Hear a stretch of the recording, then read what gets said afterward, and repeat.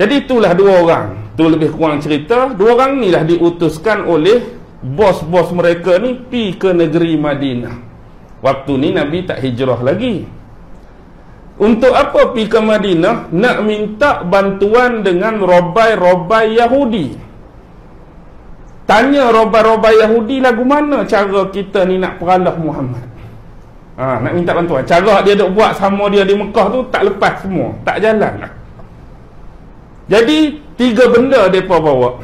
Pertama, mereka menceritakan latar belakang Muhammad. Muhammad ni macam ni, macam ni, macam ni, macam ni. Tu yang pertama dekat robai Yahudi.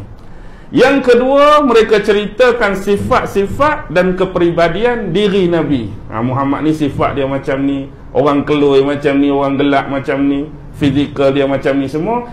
Yang ketiga apa dia? Lagu mana cara kita ni nak menumpaskan orang ni? Jadi dia kata macam ni, aku berikan kepada kamu 3 soalan. Kamu tanya 3 soalan ni pada Muhammad yang kamu cerita kat aku tadi. Kalau benar-benar dia seorang Nabi dan Rasul, pasti dia boleh jawab 3 soalan ni. Tapi kalau kamu tanya 3 soalan ni, satu pun dia tak boleh jawab, dia bohong. Maksudnya dia Nabi yang palsu, dia Nabi yang dia dakwa-dakwa, dia menipu. Jadi apa dia 3 soalan tu? Yang pertama, kalau kamu balik ke Mekah jumpa dengan Muhammad ni, tanyakan kepada dia tentang kisah beberapa orang pemuda yang telah melarikan diri daripada kaumnya demi untuk menyelamatkan iman mereka. Yang ni sebenarnya merujuk pada kisah pemuda Ashabul Kahfi. Apa dia soalan yang kedua? Soalan yang kedua, kamu tanyakan kepada Muhammad kisah seorang lelaki yang melakukan perjalanan. Kalau bahasa asli klasik dia panggil Lang Buana. Lang Buana ni ada salah satu siri senario kan.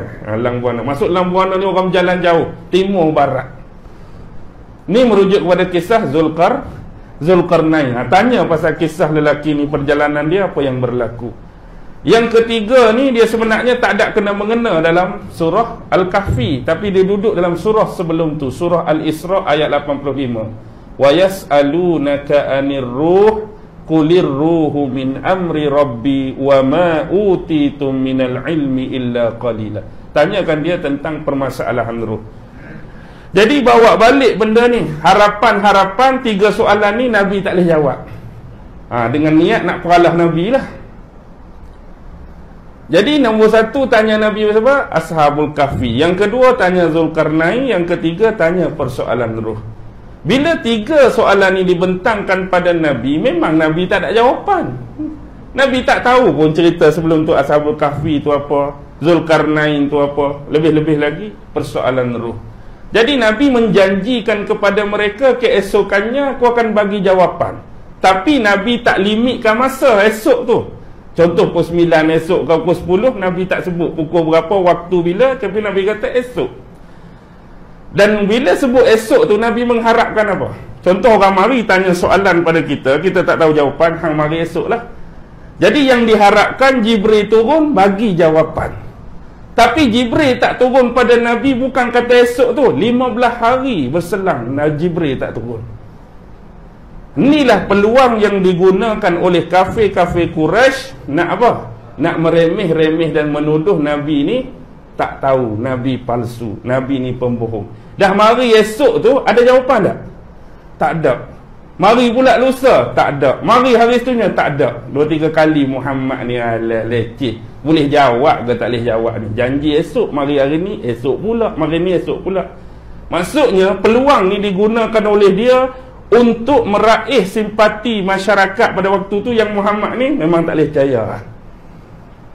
Dia tak boleh jawab dah, dia bukan Nabi pun. Jadi menyebabkan keadaan ni Nabi jadi apa?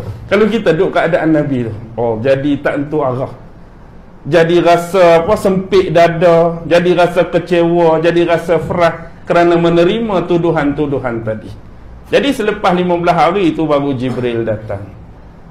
Waktu turun tentang Ashabul Kahfi, waktu turun tentang Zulkarnain, waktu turun tentang permasalahan ruh. Antaranya pengajaran duk tengah tu, bila berjanji dengan orang kena sebut apa? InsyaAllah. Walaupun benda tu sebenarnya memang Allah nak bagi dah tentang insya-Allah tu, tapi ada bentuk, ada cara dia nak beri jadi cerita tu. Jadi Nabi tu dia janji, dia tak sebut benda tu. Jadi lain kali kalau kita nak berjanji dengan orang yang tidak tahu tempoh bila-bila, hanya perlu menyebut insya-Allah, mudah-mudahan, tapi tak tahu bila.